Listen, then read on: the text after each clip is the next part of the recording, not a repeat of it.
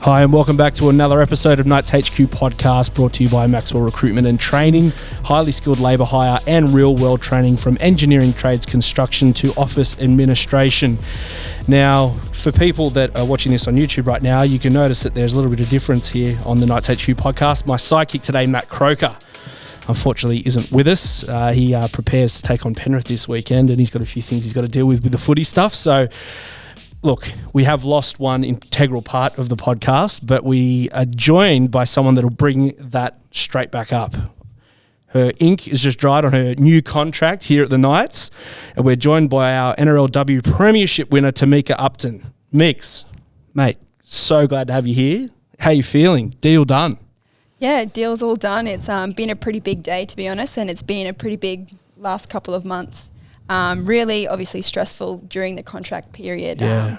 Like, you know, as a player, where you want to be, and sometimes things just don't work out. But fortunately for me, everything went to plan, and I'm able to stay here at the place I love. Mate, that's so good. And look, we love having you here. How good was your first year at the Knights, and how much did, I guess, that sort of influence in you wanting to stay here? Yeah, I like I sort of said before in the presser, I think it was 2 weeks into the preseason, I called back home and just said, I don't think I'm leaving here. So that's what I thought in the first 2 weeks, and that was during preseason too. So we hadn't even played a game yet. Yeah, because preseason's never really fun. But I absolutely loved the girls here. I love the culture and love the club, and more importantly, I actually love Newcastle. I got to see a little bit, firstly, when I first came here. I came a bit early and did some exploring, and absolutely loved it. Yeah, awesome. Well, look, we have a few segments here on Knights HQ. I know you're an avid listener. You tune in every week, obviously. Look, we normally do, we've already actually had you on the podcast last year, so a couple of those segments we've already done about your NRL career and little play quiz and things like that. We're going to start with a different one. Would you rather? And this is a bit of a fan favourite because, look, it's a bit tongue-in-cheek, but we like it. So, look, the first one we're going with, you're stuck on an island. Which Southwell sister are you going with, Jessie or Hannah? Yeah, so you're really going to make me choose. This is interesting because we're like a bit of a three-person package. But look, if I'm thinking logistically, I'm going to need Jessie. She is the ultimate. Like, she would cook for me. She would fight off anything that come near me. She would just do everything. She's a go-getter. So can't live without Jessie. Okay. And Hannah's not that way inclined? Look, Hannah is. We're very similar, actually. I think that's why we get along so well. But Jessie's sort of like the mum of the group. She, that's an interesting dynamic, being the youngest. Yeah, for sure. Look, country music fan. Morgan Wallen. Is that how you say his name? Yeah. Or Luke Combs? Yeah, so this is always really tough. But I just think at the moment Morgan's got a few new albums out and they're unreal. So I'm going to have to go with Morgan. Are they they're the top at the moment of the country music scene? Both of those guys? Are they? Yes, both of them would be. Yeah, okay, and I love both of them. So that was really tough, but Morgan's killing it at the moment. Okay, we're going with Morgan. Now, this is an interesting one. Score a try, which, let's be honest, that's pretty obvious, but score a try or save a try. Yeah. Being a fullback, you know what I mean? Last line of defence on some of that stuff. Yeah, I'm going to go save a try any day because you're literally the last line. You're on your own. If you can save a try, it's pretty unreal, and it doesn't happen to me often. So I would love that. What's going through your head in some of those instances? Probably a word that I can't say. So as soon as someone sort of makes a break, I'm like, oh no. Yeah. Well, here goes nothing. Yeah. All right, so we're going to go save a try. Yeah, that's awesome. Yep. And Mars bar or Snickers? Mars bar. Yeah. I love a good Mars bar. If Snickers, it's the same thing, right? Just with peanuts? Yeah, just the nuts. Okay, yeah. No, Mars bar, keep it. I don't know. I'm a picnic operator. Oh. You know? Bit more of a caramel vibe in there as well. Yeah, anyway, I don't think anyone cares about that, but we all do. Look, we've already just talked about it then, but signing a deal, and as you said, it's just good to just get that happening. As you said, there was a lot of sort of ifs and buts things in the pre-season, but your deal is a long-term deal. what does that give you? Is it peace of mind that you know that you're going to be in the one spot for a long time? Because that's kind of unique to the women's space. Hey, like it's only just something that's come in over it's pretty recent that you can sign a long-term deal like that. Yeah, definitely. I think it was available last year, but no one really did it with the new clubs coming in, and the CBA wasn't sorted. But now the CBA is actually sorted for the next 5 years.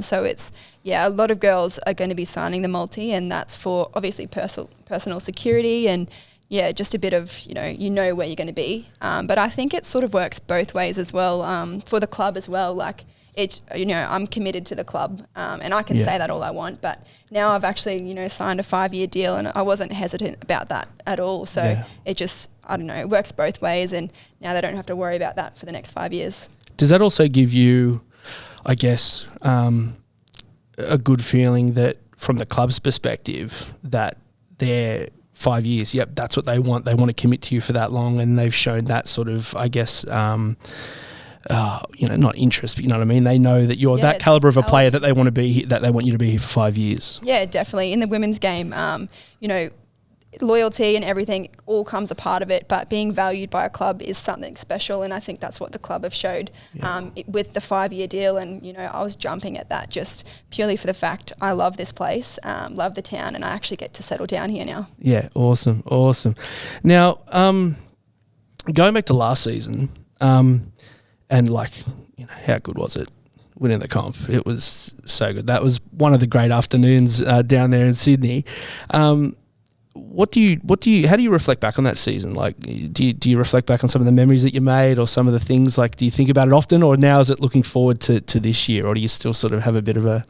Yeah, look, always looking forward, and you don't want to stay in the past, but there's some of the best memories of my life, and, I've some of the best friends from that season, and obviously will continue, but it was sort of unknown when I was coming down here. I obviously had the intention I wanted to stay, but it's a pretty big move. Being from Queensland, being from Rockhampton, and moving to, New South Wales, it was the first sort of time I've done that, and didn't really have any family or anything here, so it was a big move for me, but I absolutely loved it. So it's definitely some of the best memories of my life.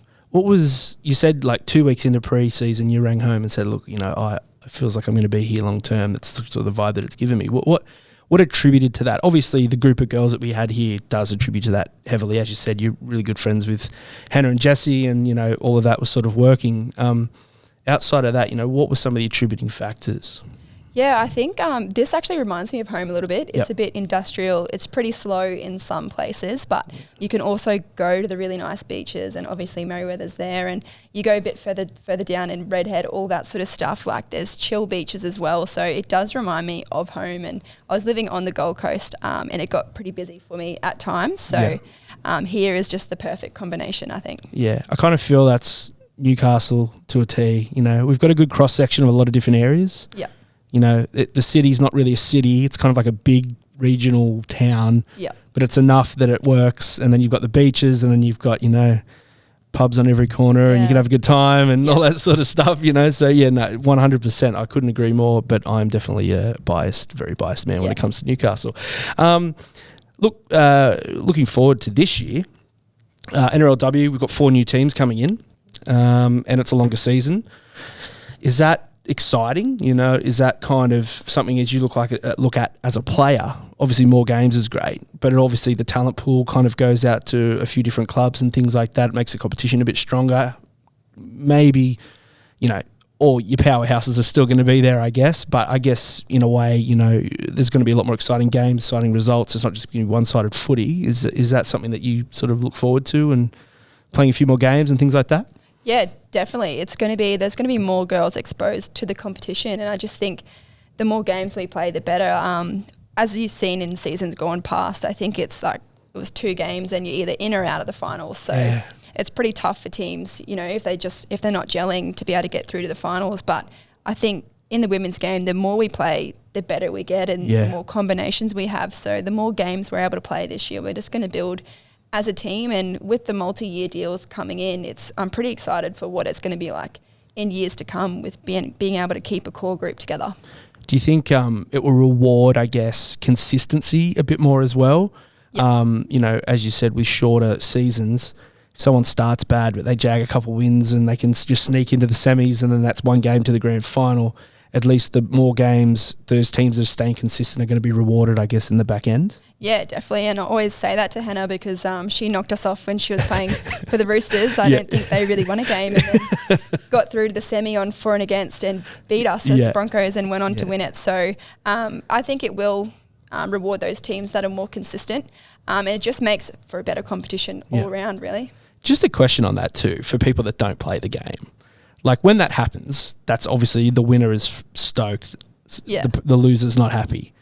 You guys are good mates. How much time passes until you can bring that up and kind of joke around about it? Oh, I honestly, I'm a good loser. Okay, So I find it funny, and she doesn't let me forget it. To be honest, she'll always bring it up. I think they're pretty competitive. Those Southwell sisters. Leichhardt came on. I don't know. Game was on there, and she's like, "You ever played at Leichhardt?" And I'm like, "Yeah, good one. That was great." That's good stuff. So no, it's all fun and games. But I think at the Broncos, I always look back at that and think, if we hadn't have lost, I don't know, I might still be there. So So it kind of worked out well for me in the end. 100%. And we're so glad that you're here and stoked that you've signed the new deal, man. It's so good. Speaking of that, we can talk about it now. Yasmin Clydesdale, she's coming back. Mate, what a signing, what a pickup. Like, from me, from the outside in, like, Yazzie was such an integral part of the team last year. And her performance in the grand final, like, she was everywhere. Other than yourself, like, she was... For some reason, I just thought Yazzie was just always, if there was a drop ball or if there was something that had to happen, Yazzie was always there to make sure everything was sweet. Getting her experience, how solid she is, all across the park, that's just, it must be ticking all the boxes for us leading into 2023. Yeah, I've always thought that about her, and she's versatile, which kind of, it sucks for her in a way because she's always been chopped and changed the last few years. In position-wise, so I think the fact that she was able to stay in the second row last year was really amazing. I think she played some of her best footy, but she went away to the World Cup and she's back playing club footy now, so she's the ultimate competitor. Even at training, she's always going 110% in contact, in whatever really, and just her personality on the field, she's always upbeat, she's always getting the girls up, so she's great to have. I don't think she has another option, right, Yaz? No. It's either 100 or 0, right? Yes. Look, mate, it's also the final round of the Harvey Norman women's competition this weekend. A win could see us make the finals if the results go our way. Have you enjoyed playing in that comp and getting back with your teammates and kind of using that as a stepping stone to the NRLW season? Yeah, it's been good. I obviously had a bit of time off while the contracting period was going on, and I've had a few injuries, so I've just been building the body up basically. But to be back in and around the squad, it's obviously very fulfilling. Like, we love playing footy, and especially women's footy, we don't get to do it too much. So to be back with all the girls has been unreal. And yeah, we've got a chance to make the finals this week, but we've obviously got to get a for and against, which is pretty hard. But it's obviously doable. Like, we have the points in us. We're able to do anything we set our mind to, really, but it's just how we turn up on the day. Yeah, well, mate, good luck, and hopefully it goes our way. We can get it done. Also, we understand you'll be doing some work in the community space as well as playing footy. Can you tell us a bit about that? And like, is that obviously that's a space that you enjoy, but is it good to sort of have that offset all the footy stuff to be able to go out and do that stuff in the community as well? Yeah, definitely. It's a part of the Night Strong program, which was piloted last year for the Indigenous community, and that's the sort of space that I love being in, being Indigenous myself. That's the work I was doing back in Queensland, and I'm really excited to be able to be doing that here, especially out and about in the community. I think that's where I get, the most joy, being out and about, and Newcastle is just such a great community to be a part of. So we'll build that role, and I'm here for the next 5 years, so it's really exciting to be able to build it from the ground up. Just sort of a project alongside the Knights, and I'm very excited for it. Well, we had the Knights tag kids clinic. When did we go out there to Toronto? Was that And mate, when you turned up, it was like Elvis had entered the building. It was like whoosh, all the kids. It was just so good to see. Even the little boys. You know what I mean? We're not just talking about it's the NRLW space, so all the girls get to see that you're a marquee player. Like, all the little fellas were like getting around you, wanting to. Weren't they getting you to sign their boots, and Yeah, you had to ask their parents if we could. Yeah, some wanted forehead signed. I was like, oh, this is so not right. But no, they actually love it and they get around it. And I was even out dinner not long ago, and two little boys, they would have been about 10 years old, came up talking about, oh, I couldn't make the final this year, but if you make it, we'll get there, we'll get to the final. Oh, that's so good. It's good to see the community support, and we just love the fact that they're growing up watching this on TV now. Like, that wasn't a thing when I was growing up, so it's going to be the new normal. Yeah, that's so good. Yeah. 100%. Mate, it's been a bit of a break, as you said. You said you had a few injuries and stuff you were working through. That's cool, but look, we want to talk about the real stuff. We're talking about, I see you've been playing golf, which is a sport that I love.